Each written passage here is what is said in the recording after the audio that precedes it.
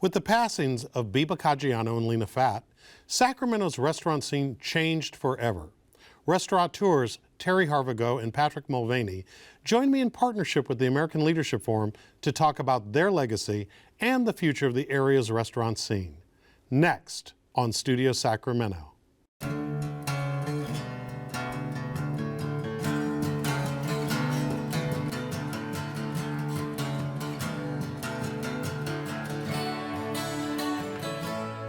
Terry, we had the passing of two legends recently, Lina Fat and Biba Caggiano.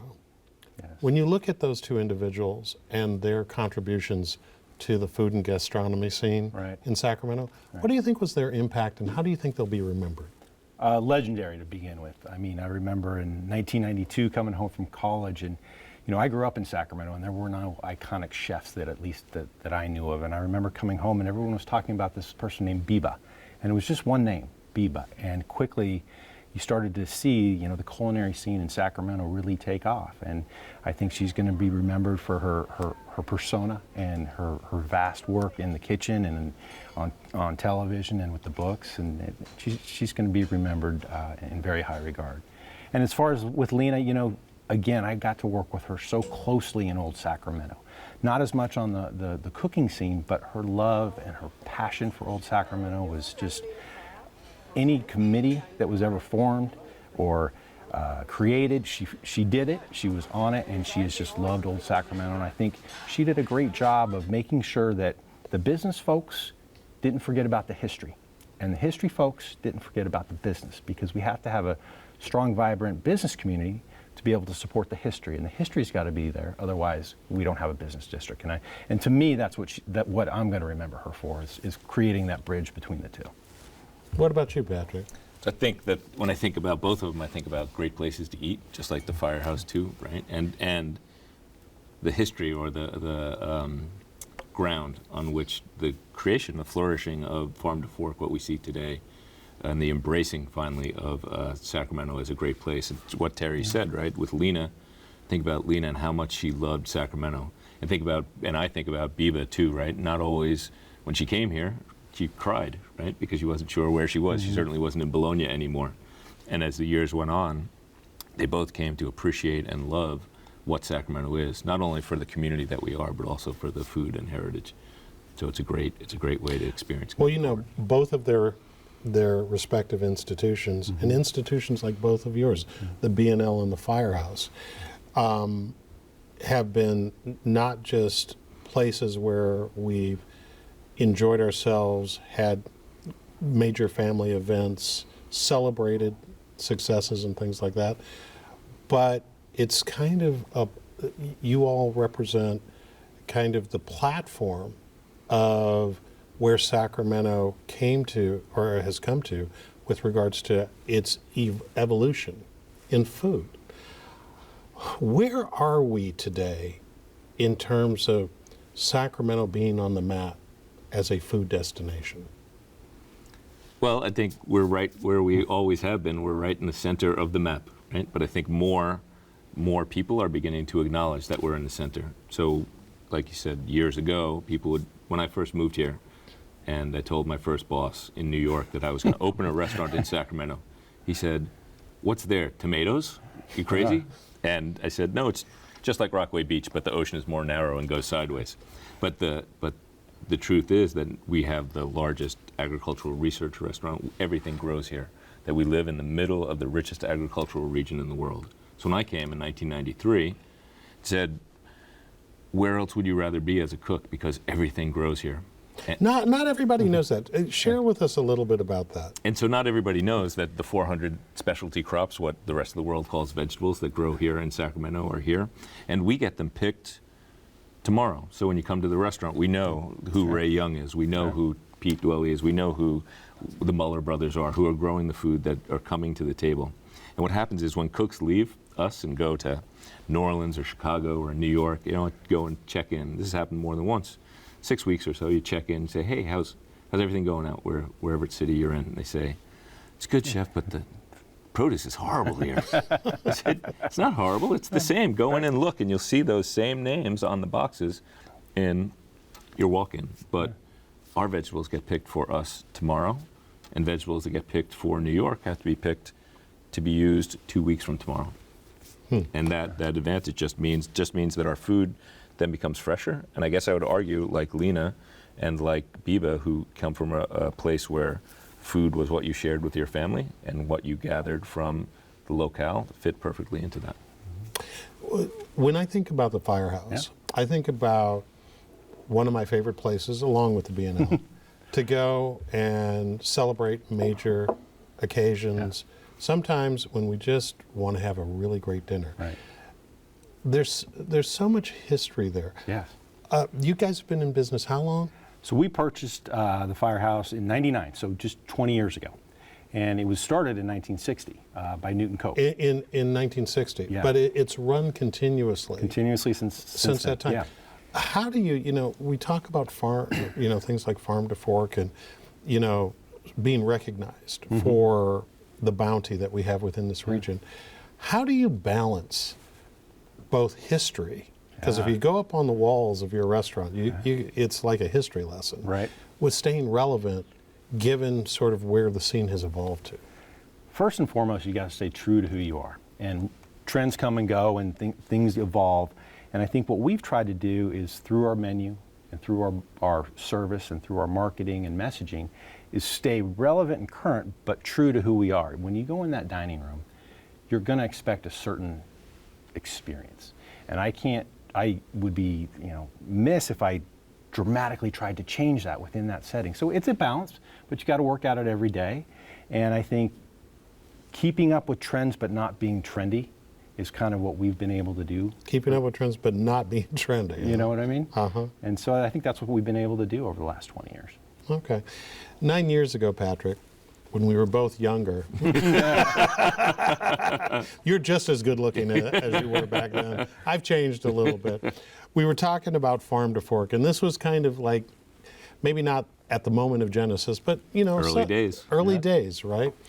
How has the movement matched your expectations, and where is it different than how you thought it was going to go? So where I think it's different is how much it's been embraced by the community as a whole. And where I'm excited for where it's been is that it's something that everybody recognizes and takes pride in now. That we're at a place where we are proud to be from Sacramento and proud to be together. We were talking about when the first press conference came and all the chefs showed up, 2 politicians, the mayor was there, right? No one else came in. The next day there was a supervisor from another county sitting at dinner, and I said, Mr. Supervisor, what do you think about farm to fork? And he said, I think it's all you city folks trying to steal the thunder from us in Yolo County where all the vegetables grow. And I said, if you're saying that politicians don't talk to each other, then that's true. I'm behind you 100%. But I will suggest to you, sir, that you are using that ineptitude as a shield behind which not to behave regionally. He got upset, threw his napkin down. Why you dirty? As what I can't say that on TV. And ran out of the restaurant. our ratings might They might spike. go up. And don't you think too? It's a validation of the way we've always done things here. Yep. We just didn't sell it, right? Yep. So forever we've done that. We've gotten the local produce and the local caviars and those things, but we didn't have a platform to sell it and set ourselves apart. And I think we didn't acknowledge it. We didn't acknowledge it as a community. And so the next day, when the supervisor called, said, morning, Mulvaney. Morning, Mr. Supervisor. Thinking, how fast do I have to dance backwards? He says, I'm pissed. I said, yeah, I can tell. And he said, yesterday I was mad at you, and today I'm mad at myself. Because the truth is that our region is agriculture, and our region thrives or sinks together. And as far as I can help moving forward, I'm going to do what I can to help Farm to Fork become part of our region. And for me, what's happened over the last 9 years, that's my proudest part, right? That Lodi is involved, that Placerville is in, that Roseville, that the folks from Yolo now want to see us. And that we get to share the stories, that we now are growing the first agave, the first Mez California, right? It'll be on. Really? Is growing here in California, and that people now know that 80% of the sushi rice grown in America comes here, and we're the caviar capital of America. Things that we didn't know. Now, I've heard that before. Tell us a little bit about the caviar. We're the caviar. We are just down the road, and blanking on his name. Help me out. Passmore? Yeah, Passmore Ranch. Yeah. And Sterling Vineyard. So the high quality sturgeon caviar came from the sturgeon were harvested from the river, from Sacramento, an American river, and takes 15 or 20 years. When I first moved here, a guy was starting the company out at Sterling and realized that it takes 10 years for a fish to come to be able to make eggs. So he sold a lot of, or tried to sell a lot of smoked sturgeon until it came together. But it's because of the engine of UC Davis and the agricultural heritage that we have here.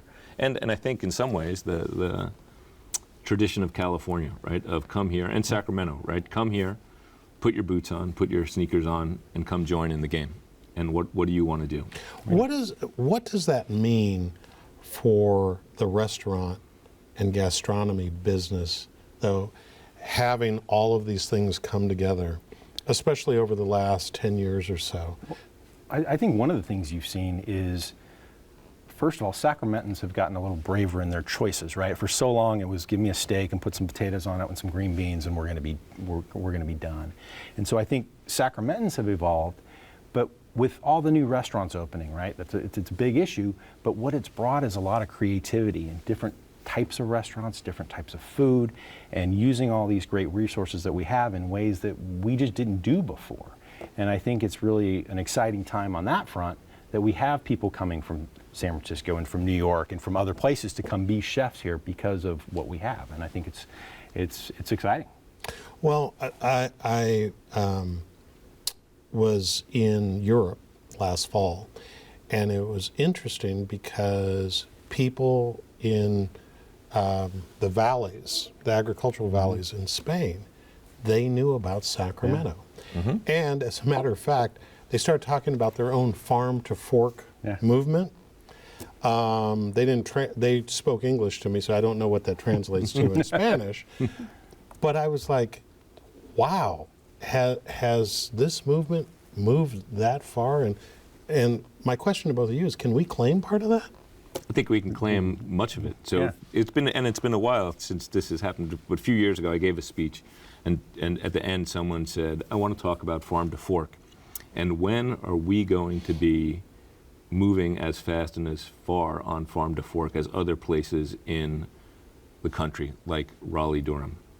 I said, "Well, it's interesting you should say that, because the week before, a developer had come back in who was out doing a project in the Triangle. They didn't know where he was from. Sat down in a restaurant. He said, 'Mulvaney, it reminded me of yours. It was comfortable, local food and produce.'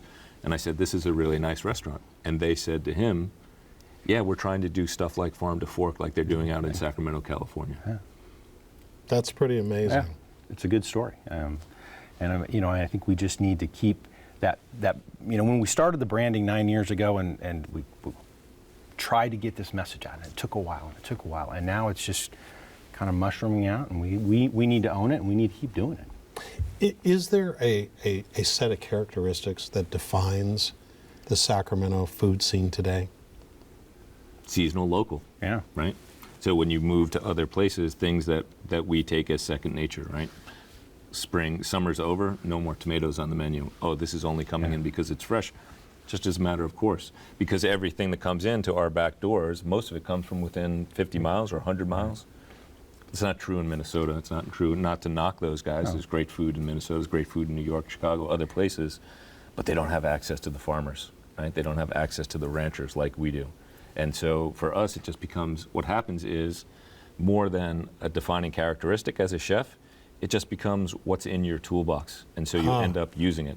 So for me, I guess it's unconscious in a certain way, right? We're just doing it because that's who we are. And don't you find the customers expect it, right? So if they see a tomato on the wrong time of year, they're going to call you on it now, where 9 years ago, no one knew that what season different things were in. And what I found, in the past is customers will actually call you on it. I go, this can't be fresh. And so, again, it's the education component that we need to continue to do, not only to the chefs, but to our customers and the folks around the region.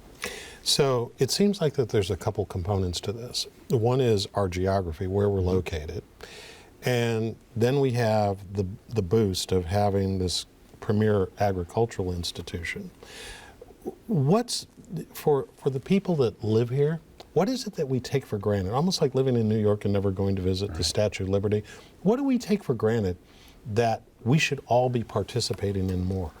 Well, I think the diversity of the restaurants that we have, right? I think a lot of us get locked in and we go to the same place every time because we know somebody and we're comfortable there. I think one of the things we need... Now be careful here, because since I patronize both of your restaurants on a regular basis... I want you to keep coming to our two places. You don't have to go to his anymore. That's fine. No, I want you to keep coming. But no, I do think that's one of the things Sacramentans sometimes get in a routine. And we have such great options that I think I would encourage folks to go out and try a new restaurant, try something new. Stockton Boulevard, up and down. All the different breweries, right? When I moved here, there were 3 or 4 breweries in Sacramento, and now how many there are there, right? Over 70. And so to think about it, and then the other underused thing, and it's not really underused, but the other thing that people could use more would be farmers markets. Yeah. Because every week you get to go to Sunday. It's 130 vendors underneath the freeway, 52 weeks out of the year. And when people come from other parts of the country, they say, oh, you have a farmer's market? And then they get there and they say, no one's selling shirts or baubles. Or no, these are 130 farmers selling what they grow. And there are 130 farmers in July, and there are 130 farmers in February. Wow. So let's talk a little bit about, you mentioned Stockton Boulevard. Have to take advantage of you both being here. I want to ask you a couple questions. Where is it that the chefs go to eat and the restaurateurs go to eat when they really want to do something exceptional? If you guys were going out tonight, what are some of the choices that would be top of mind for you? We'll start with fine dining. Again, besides not our 2 restaurants, right? Have to go outside of that box. Yeah, that's the only limitation. I always enjoy Ella. I always think it's a great experience. The service is great. The attitude is great. And it's comfortable. I used to like to go to Press a lot. I think that was a neat spot there. I love the decor. I love the food. And David English's dad was my soccer coach when I was 6 years old. So you kind of got a connection there. You gotta love going there. So kind of on that scale, those are 2 spots that I really enjoy going. What about you, Patrick? So the old standby Waterboy, right? Yeah. Over 20 years ago, I remember sitting outside and seeing Rick Mahan come out with a cup of coffee, not having cooked in 6 months. I want to see my walk-in, but just comfortable and welcoming, right? Crew, Billy, and sushi, which is good for my daughter because my wife doesn't really eat a lot of the nigiri, which is more food for Sarah. And then I really like what Brad is doing over at Cannon. Brad Checky's doing a great job over there. Yeah, heard great things about that. That's a good spot. Okay, quick bites. Got to get in fast, got to leave fast. Bud's Buffet. Where's that? 10th Street. Sandwiches, right? Yeah. Horseradish and dip. And if it's something for a little different too, Bincho Yaki. Toki and Craig over on 10th Street do a good job. Okay. Wow. Quick bite on the weekend. We kind of do a big thing on Saturdays. We like to go grab a bite with the family. We love going to the Shack on Folsom, get a beer and a sandwich, and kids get to chat with mom and dad for a little bit. Nice casual spot. We like that one. Okay. Under $20 a plate. Something that's pretty, not where we've gone so far, but something that's, kind of casual, but, still reasonable price-wise. Now you're making me think. You go first. The new dim sum place across from Target on Broadway. Wow. Good food. Really neat place. And then if I'm going out of town, then I'll go up to Roseville and join Patricio and Cynthia at Nick's Taco. Good, clean Mexican food, cool, fun, homemade tortillas, good beer. Yeah. Other side of the track, over there, Track 7 spot on Folsom 2. It's a neighborhood place. We love going in there for a quick bite and a beer, like you said. It's all good. Sounds good. So, we received, as a region, our first Michelin star restaurant, right? Yep. The Kitchen last year. Well deserved. And I think 4 others got some other mention. There's 3 big gourmands, right, which are Frats, Mother, and Cannon, which is exceptional quality. Yeah. And then 10 of us got Assiette Michelin recognition that we're a very good restaurant. So, wow, that's even more acknowledgments than I was aware of. What does that say for where we are in terms of our evolution? I think it's a credibility stamp. I mean, really. I just got on the Visit Sacramento board, and we're talking about attracting conventions, right? And we've always said we've got great food. Well, now we've got somebody else officially saying we have great food.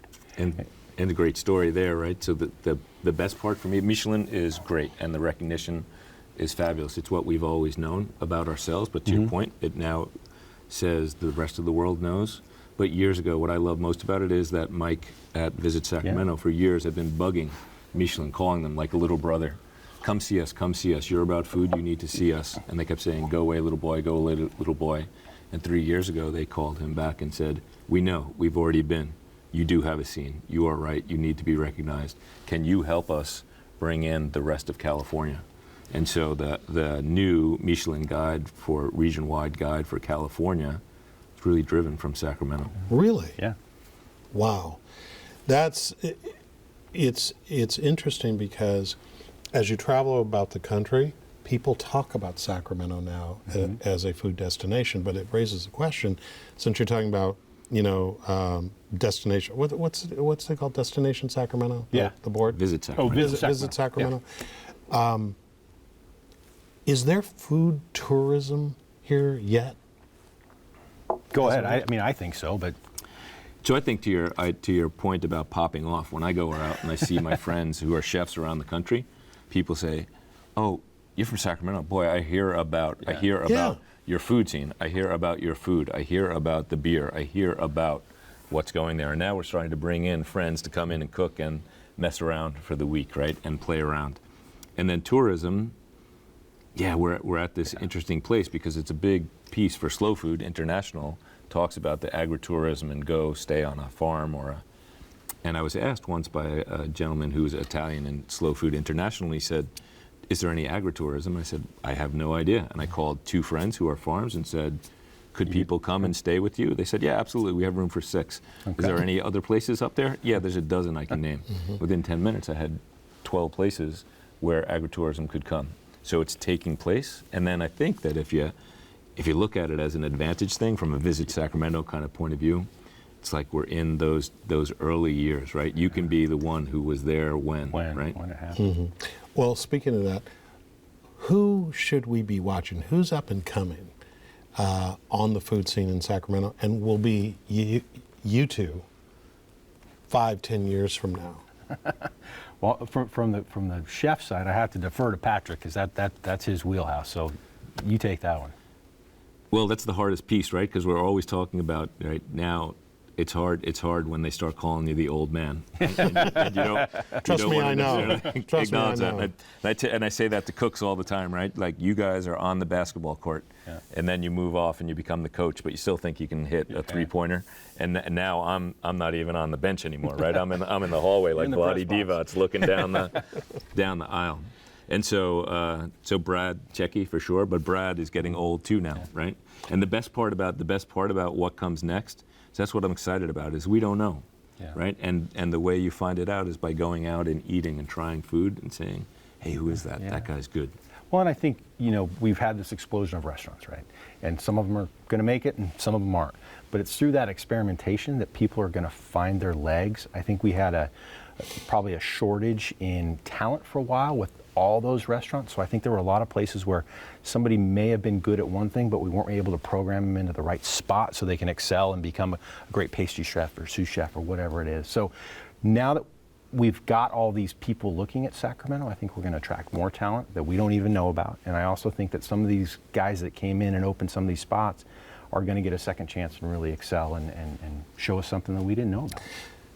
Best cutting edge restaurant experience right now at this moment? I'm trying to stump you guys. You are. I don't know that cutting edge is the right word, but Camden's a great experience for me. I enjoy going down there and just seeing the hubbub. That's the guy who's over at the Grange at one time, right? Yeah, Oliver. Yeah, and what I look for is maybe not the whole experience, but I'm looking for going in and saying, that was good, right? So not so much cutting edge in terms of something I've never seen before, but something that's cooked perfectly. Get done right. And who are the good, to me, who are the good cooks, right? So the other day I made cacio e pepe, right? Which is pasta, cheese, butter, and pepper. And that's it. I put it out and someone said, "That's amazing. There's only 4 ingredients." And I said, "Yes, and when I go out and it's on a menu, then I order it to see how good those cooks are." And so to Terry's point, what's changed in Sacramento is that there are a dozen places in town where I can have cacio e pepe and know that it's good because there are good technicians. We are in between Tahoe and the Pacific Ocean, and there's a lot of connectivity between Sacramento, a lot of times referenced in Napa Valley in the middle, and San Francisco. Are we a mega region in some ways, gastronomically, or are these separate areas? I think they're more separate areas. I think just the distance is a little too far for me to say that we're all one big region. And I think we have enough going on here within our own region to be called that, our own region. And I'm a homer, so I'm going to say it's all Sacramento, Right. From Bakersfield to Redding and Tahoe to the ocean. And I think we'll leave it there. Thank you both. Good you. luck, and I'll see you in a couple hours. All right. And that's our show. Thanks to our guests, and thanks to you for watching Studio Sacramento. I'm Scott Syphax. See you next time right here on KVIE.